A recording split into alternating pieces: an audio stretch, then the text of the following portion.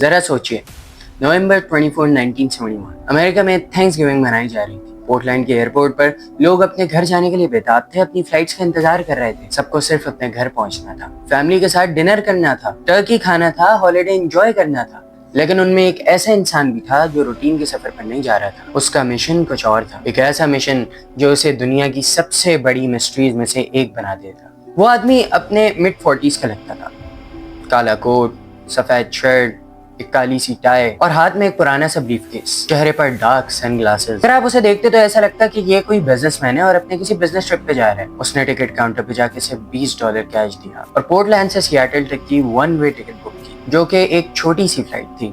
Ticket पे नाम लिखा डैन कूपर। फ्लाइट थी नॉर्थ वेस्ट एयरलाइंस की बोइंग 727 फ्लाइट 305। सिर्फ 36 पैसेंजर्स ऑन बोर्ड थे। कूपर ने जाके अपनी मर्जी से पीछे 18C सीट सेलेक्ट की, आराम से बैठा, बूर्बन और सोडा ऑर्डर किया, सिगरेट जलाई।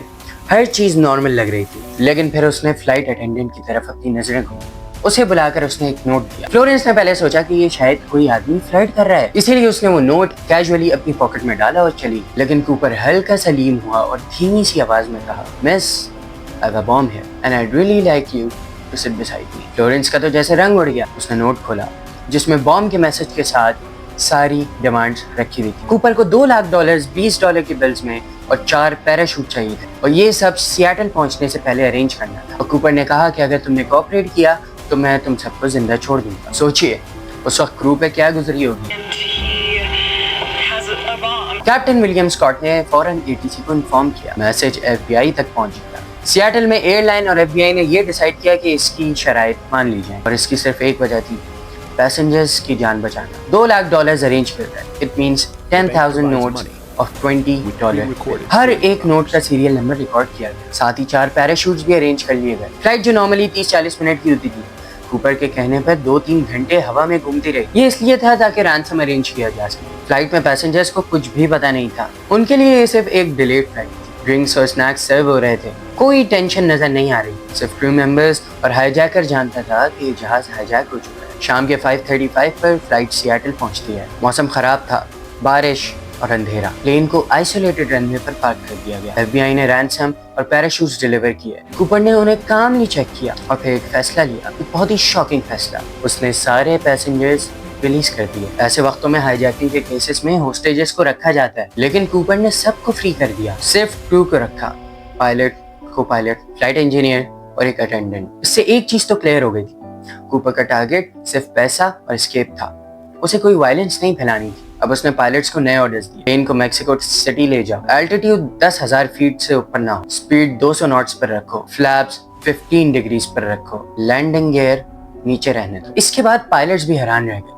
ये बंदा कोई आम बंदा नहीं था, ये था एक एविएशन एक्सपर्ट। शाम के 7:40 पर प्लेन सियाटल से दोबारा उड़ा। फ्लाइट में अब सिर्फ कूपर और क्रू बाकी थे। फ्लाइट अटेंडेंट टीना मकलव, जो कूपर और कैप्टन के दरमियान कम्युनिकेशन का जरिया थी, उन्होंने नोटिस किया कि कूपर एक बहुत ही पोलाइट आदमी था, हर बात पर प्लीज और थैंक यू कहता। एक दफा तो उसने टीना को ये तक कहा कि miss, I want you to be safe. ये एक पैराडॉक्स था, एक तरफ हाईजैकर, बॉम्ब की धमकी, दूसरी तरफ एक पोलाइट बंदा। 8 बजे के बाद कूपर ने अपना ब्रीफकेस पैक किया, पैराशूट पहना और रेयर स्टेयरकेस ओपन करने का ऑर्डर किया। बोइंग 727 एक ऐसा एयरक्राफ्ट था जिसमें टेल के नीचे से स्टेयर्स ओपन होती थी। यही कूपर का प्लान था। अब कूपर ने टीना को कॉकपिट में जाने का ऑर्डर किया। टीना चली तो गई, लेकिन जब मोड़ आई थी तो उन्होंने देखा कि कूपर कुछ पहन रहा है। उस जमाने में कॉकपिट के दरवाजों में मैजिक आई नहीं होती थी जिससे देखा जा सके कि बाहर क्या हो रहा है, और टीना ने दरवाजा बंद कर दिया। 8:13 PM पर कॉकपिट में एक झटका सा लगता है। केबिन प्रेशर बदला और मीटर ने हल्का सा डिप रिकॉर्ड किया। यही वो तारीखी मोमेंट था जब DB कूपर ने जहाज से छलांग मार दी और फिर उसका नाम और निशान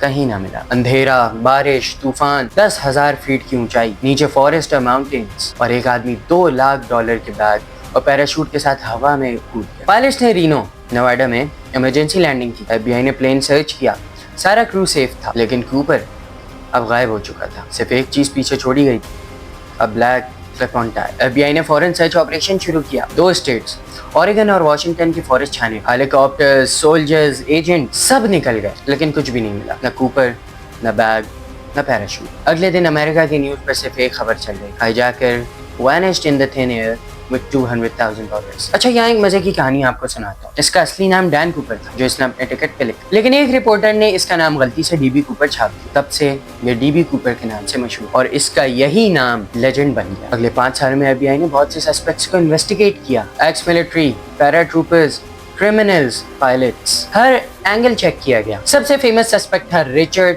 मैक्लॉयड। 1972 में उसने एक बोइंग 727 हाईजैक किया और बिल्कुल सेम तरीके से पैराशूट से जंप किया, लेकिन वो बाद में पकड़ा गया। लोगों ने कहा कि शायद यही डीबी कूपर, लेकिन FBI ने कंक्लूड किया कि मैक्लॉय डीबी से यंग है और एक डिफरेंट प्रोफाइल का आदमी था। दूसरा सस्पेक्ट था ड्वेन वीबर, जिसने मरने से पहले अपनी बीवी को बताया कि मैं ही डैन कूपर था, लेकिन फॉरेंसिक एविडेंस मैच नहीं हुआ। फिर था रॉबर्ट रैगस्ट्रॉ, जो कि वियतनाम वॉर का पायलट था, एक्सप्लोसिव्स और पैराशूटिंग का एक्सपर्ट। उसके अगेंस्ट एविडेंस स्ट्रॉन्ग थे, लेकिन FBI ने उसे ऑफिशियली क्लियर कर दिया। एक और नाम, केनी क्रिस्टनसन, एयरलाइंस का एक पुराना एम्प्लॉय था। उसका बैकग्राउंड एविएशन से था। उसका लाइफस्टाइल सस्पिशियस लगता था, लेकिन ये कॉन्क्रीट प्रूफ था जो कभी नहीं मिला। 50 साल की इन्वेस्टिगेशन के बावजूद FBI आज तक नहीं समझ सकी कि डीबी कूपर कौन था। अब इसमें कुछ थ्योरी सामने आती है। पहली ये कि कुछ लोग कहते हैं कि मौसम और एरिया की खराबी की वजह से डीबी कूपर हवा में मर गया। फॉरेस्ट, रिवर, माउंटेन में उसका पैराशूट फट गया होगा या वो क्रैश हो गया होगा। दूसरे लोग मानते हैं कि उसने प्लान केयरफुली बनाया था, उसके पास नॉलेज थी,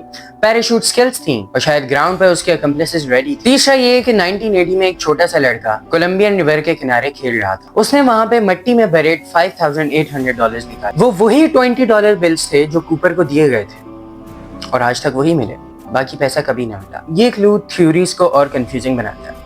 अगर कूपर मर गया था तो फिर वो $5,800 वहां के किसने रखे, और अगर बच गया तो उसने वो $2 लाख यूज कभी क्यों नहीं किए। इसके बाद डीबी कूपर एक लेजेंड बन गया। Songs, books, TV shows, even Hollywood की मूवीज में उसका जिक्र आता है। उसकी मिस्ट्री अमेरिका के एक अनसॉल्व्ड पजल बन गई। लोग कहते हैं कि कूपर एक क्रिमिनल था, लेकिन कुछ लोग उसे एक फोक हीरो मानते। क्यों? क्योंकि उसने एक डेयरिंग हाइस्ट किया, किसी को नुकसान नहीं पहुंचाया और फिर गायब हो गया। यही उसकी कहानी को लेजेंड बनाती है। आज 50 साल से ज्यादा का अरसा गुजर चुका है। FBI ने ऑफिशियली केस क्लोज कर दिया, लेकिन दुनिया अभी भी पूछती है डीबी कूपर कौन था? क्या वो जिंदा बचा या उस रात जंगलात में मर गया? और अगर बचा तो उसने पैसा जमीन की कौन सी तह में छुपाया? जरा सोचें, एक इंसान, एक सूटकेस, एक डेयरिंग जंप और फिर साइलेंस, न लाश न ट्रेस, सिर्फ एक नाम जो हमारी हिस्ट्री में अमर हो गया, डीबी कूपर। सब्सक्राइब।